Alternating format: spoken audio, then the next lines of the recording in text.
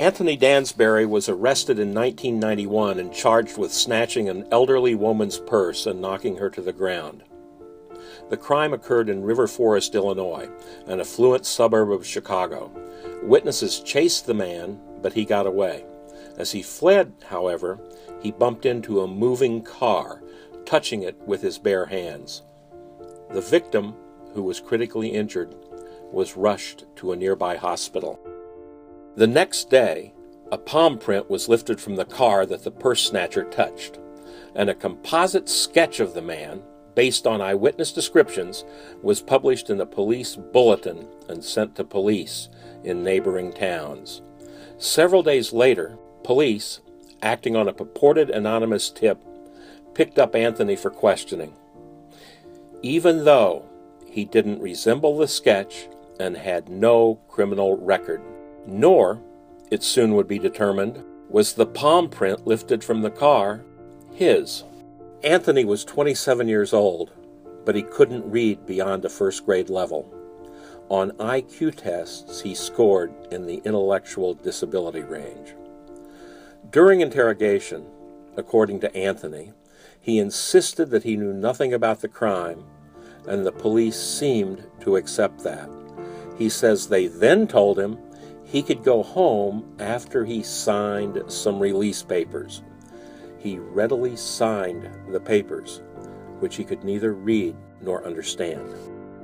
Those so-called release papers turned out to be a confession typed by the police. And instead of going home, Anthony was locked up. He has been behind bars ever since. 4 months after Anthony's arrest, the victim died. At that point, Anthony was charged with murder, in addition to armed robbery charges already pending. The Cook County State's Attorney's Office announced it would seek the death penalty.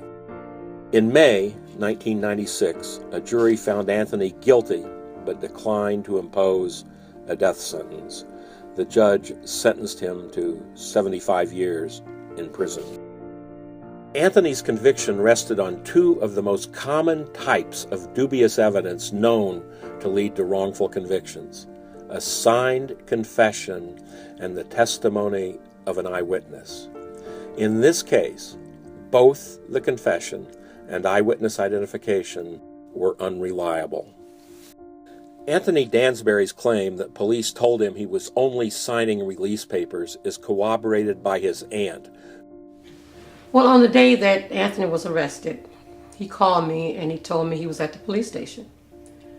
But he said, don't worry, because he had signed some release papers and he would be home soon.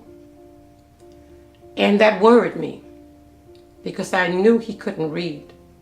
4 eyewitnesses to the crime viewed a lineup, but only one of them identified Anthony.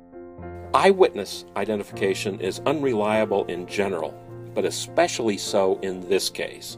First, it was a cross-racial identification. The witness was a white woman.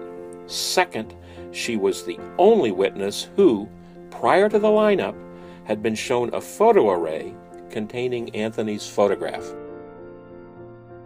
One of the other eyewitnesses who did not testify was Donald Walsh. Mr. Walsh is now deceased, but before he died, he said that when he told the police that the perpetrator was not in the lineup, one officer pointed to Anthony and asked, "Are you sure he's not the one?" Another eyewitness said that when she tentatively identified someone other than Anthony in the lineup, the police told her that she had picked wrong. Anthony's appeals have been denied by the courts. He's serving a 75-year sentence. His only hope for justice lies with a petition for clemency brought by the Center on Wrongful Convictions. The petition awaits a decision by Illinois Governor Pat Quinn.